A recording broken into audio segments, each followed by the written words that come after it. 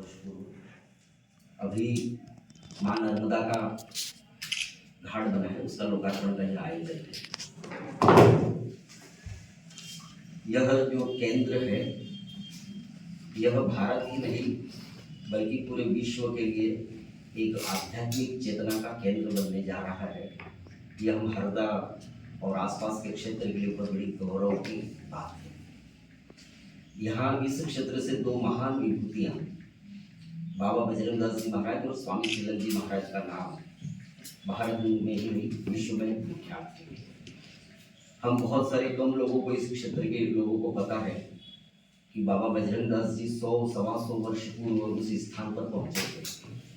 अयोध्या में भगवान राम के संप्रदाय के कई अखाड़े हैं, उसमें से एक खाकी अखाड़े के की ओर से दीक्षित होकर के और नर्मदा किनारे साधना के लिए वो आए थे और चिचोटकुटी में रह करके उन्होंने अपनी आध्यात्मिक साधना की। और इस क्षेत्र की आज भी उस समय उस पीढ़ी के जो लोग हैं उनको एक हनुमान जी का अंश अवतार मानते हैं। और उस समय जबकि हरदा से वहाँ जाना बहुत मुश्किल हुआ करता था, तो वहाँ की जनता के लिए वो आध्यात्मिक संदेश देने के लिए तो थे ही गुरु के रूप में, लेकिन लोगों के दुख दर्दों को भी दूर करते थे, कई लोगों की सब समस्याओं को भी दूर करते थे। उनके ऐसे कई चमत्कार आज भी हमको सुनने को मिलते हैं। जैसे कि यहाँ कोई बालक हो रहा है तो उन्होंने उनको आशीर्वाद दिया और उनके घर पर बालक हुआ। किसी को कोई बीमार है तो उन्होंने आकर के कोई जड़ी बूटी दी, उसका रोग दूर हो गया। कई ऐसे मरणासन लोगों को भी उन्होंने ठीक किया। ऐसे भी उनके बारे में आज भी लोग बताने वाले लोग आसपास के गाँव में हैं। फिर आगे चलकर 1950-55 के आसपास एक युवक स्वामी तिलक अध्यात्म की पिपासा में, अध्यात्म की खोज में, सत्य की खोज में मां नर्मदा के भरूच से पैदल चलते चलते गुरु की खोज में, और वो चिचोटकुटी आकर बाबा बजरंगदास जी के पास पहुंचे और उन दोनों का जो मिलन हुआ और उसमें जो बातचीत हुई, उसमें वो ठीक बातचीत वैसी ही थी जैसे रामकृष्ण परमहंस और विवेकानंद जी।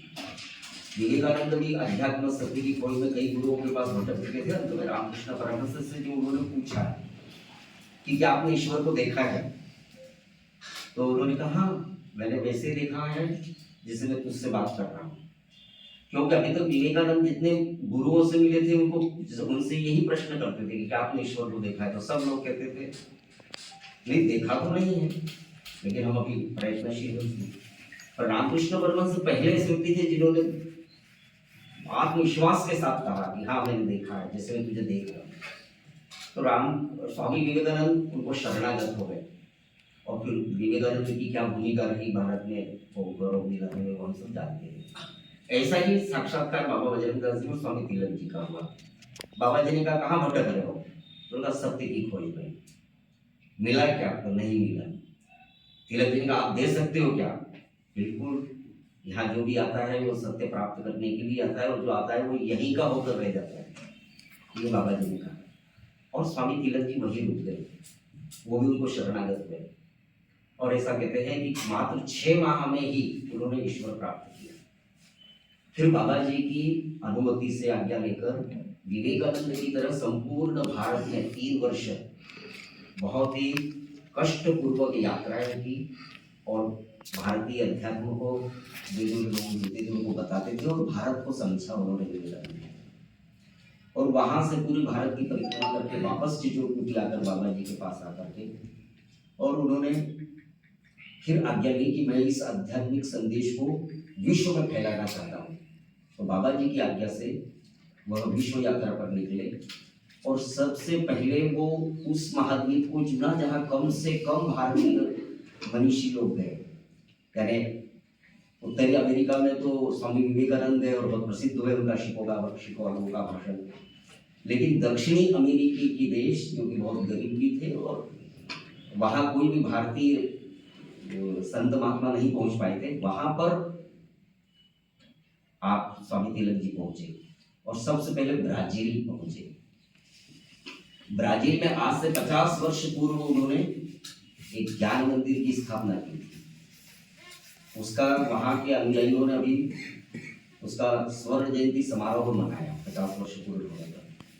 तो आश्रम को भी आमंत्रित किया था। मेरा सौभाग्य रहा कि स्वामी जी ने उनके प्रतिनिधि के रूप में मुझे वहाँ भेजा था और मुझे भी ब्राजील के उन सब अभियान को देखने का, समझने का सौभाग्य प्राप्त हुआ जो स्वामी तिलक जी के समय उनके शिष्य बने थे।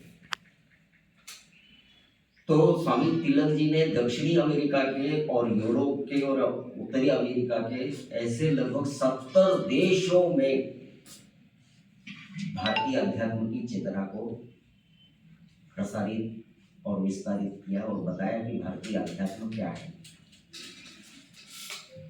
अब स्वामी तिलक जी के मन में फिर सब लौट कर आने के पश्चात उन्होंने कहा कि चिचोट कुटी एक ऐसा स्थान होना चाहिए, यहाँ पर एक ऐसा गुरुकुल होना चाहिए जो विश्व के ज्ञान के पिपासुओं के, सत्य की खोज के लिए जो अन्वेषी लोग हैं उनके लिए यह केंद्र बिंदु बने। और उन्होंने उस समय उनके जीवन काल में ही एक 30 एकड़ का भूखंड खरीद कर रखा था। तो जो आज के वर्तमान स्वामी जी हैं नित्य चैतन्य दास जी, उनको कहा था कि यहाँ पर एक गुरुकुल शुरू होगा। तो स्वामी तिलक जी ने कोई उसकी आउटलाइन और कुछ रूपरेखा नहीं बताई उनको, अभी वर्तमान स्वामी जी को। तो स्वामी जी ने पूछा कि इसको कैसे करना है, क्या करना है। तो उन्होंने कहा कि अभी कुछ नहीं करना है, समय आने पर अपने आप ये होगा, समय पर होगा, तुमको कोई चिंता नहीं करना है। तो वर्तमान स्वामी जी को भी कुछ समझ में नहीं आया कि क्या स्वामी जी कहना चाहते हैं, पर उन्होंने जो भविष्यवाणी की वो ये की कि यहाँ पर एक विश्व स्तर का गुरुकुल होगा और विश्व के ज्ञान के पिपासु लोग यहाँ पर आएंगे और यहीं के होकर रहेंगे। और उनकी एक भविष्यवाणी थी कि यह भविष्य में भारत की जो पहले ज्ञान की नगरी बनारस, प्रयाग और काशी हुआ करती थी, जैसे ये पूरे विश्व का प्रयागराज और काशी बनेगी। ये स्वामी तिलक जी की भविष्यवाणी थी। और यह शुभ अवसर 2014 में आया, जब मैं यहाँ क्योंकि जिला प्रचारक विभाग प्रचारक रहा तो मेरा आश्रम में जाना होता था। स्वामी तिलक जी का ये दर्शन भी मुझे पढ़ने का सौभाग्य प्राप्त हुआ। आप सब लोग जानते होंगे कि भारतीय अध्यात्म की गिनी चुनी लाइब्रेरियों में से एक चिचोट की, वर्षों से लोग उस लाइब्रेरी को ही देखने आते थे कई लोग। और क्योंकि परिक्रमा मार्ग में होता था तो देखकर अभिभूत होते थे कि एक जंगल में भारतीय वेद से लेकर वेद, उपनिषद, पुराण, साहित्य, व्याकरण, ज्योतिष, ऐसे सारे दुर्लभ ग्रंथ सब वो वहाँ पर उपलब्ध थे हैं और सभी भाषाओं में।